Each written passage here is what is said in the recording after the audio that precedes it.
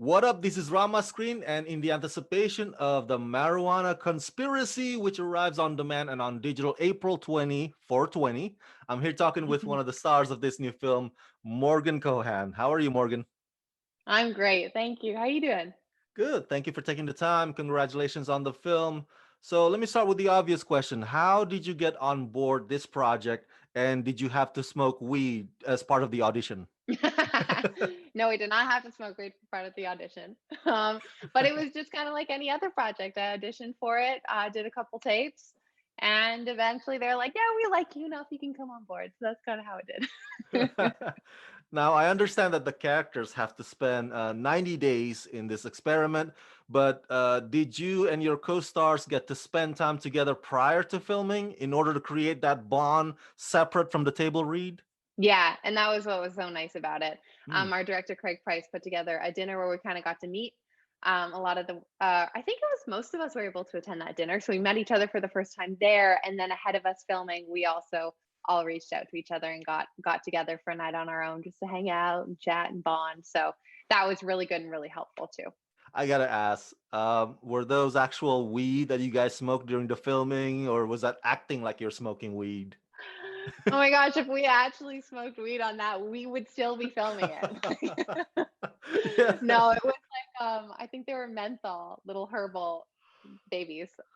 Yeah. So That makes sense. Okay, so let's talk about Marisa then. How would you describe Marisa? She strikes me as this very driven, very engaging person, and and you know what? I don't want to judge her for what happened with her and Adam, although some might see that as wrong. But what's your take on Marisa? And do you share some things in common with her? yeah, I mean, I see her as a very confident, strong-willed woman who has like her eye on the prize, which is she went in there to make some money, to do the experiment, to open up her own business. So that's why she's there.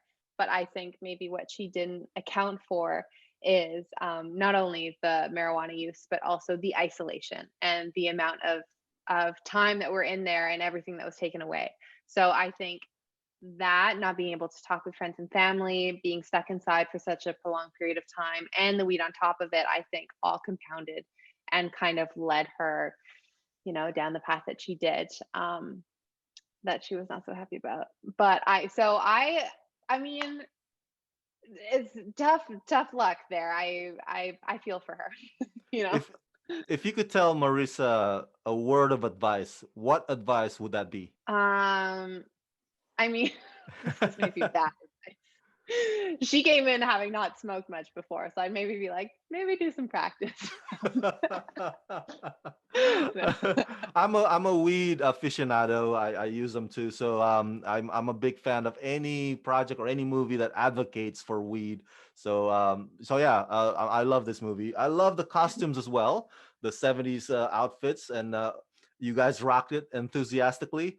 Talk to me, what's it like wearing those bell bottoms, and how many of those costumes or outfits that you guys had to wear in the span of filming this movie? It was the best. Like it was so much fun to get to wear those clothes. A lot of it were pulled from a vintage store, so they were very authentic, Oh, which was really cool.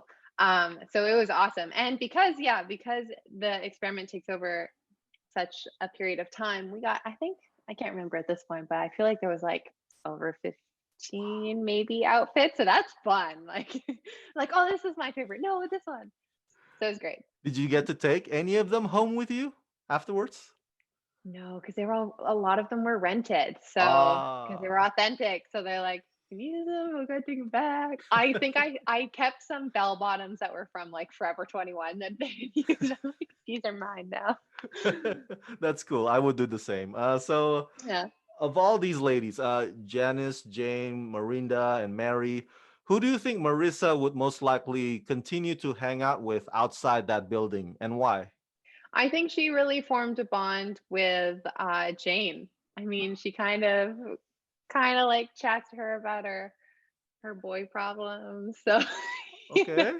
they've got that going on. And Jane also is just such a free spirit and so lovely. And I think Marissa would be attracted to that and want to maybe implement a little bit more of that into her life too. So I think they get on really well. Oh, okay. Thank you for sharing that. By the way, every time I go to Toronto to cover Toronto International Film Festival, I would always smoke weed with my Canadian friends. So I love Canada. Right on. And finally, did it surprise you that such a story as this, that brings up issues of sexism and misogyny, that it gets brought up by a male filmmaker, Craig Price, that he can create such a story? And do you think that the marijuana conspiracy would have had a more powerful kick to it if it had been made by a female filmmaker or from a female perspective? What do you think? Hmm. I think Craig was he did a really great job of bringing on a lot of uh other women onto his side of the camera too, to be able to have them as sounding boards as well. So we had like a couple of our producers were wonderful women who were a part of it, like a lot of females on the cast side of things. So I think, he was the one who found the story and really wanted to do something with it, so all the power to him. And I think he did a really good job of bringing both genders on to tell that story. All right. For my friends at home, everybody go check out The Marijuana Conspiracy, arriving on demand and on digital April 20. Morgan, thank you for talking to me and congratulations. Thank you so much. Thanks for chatting.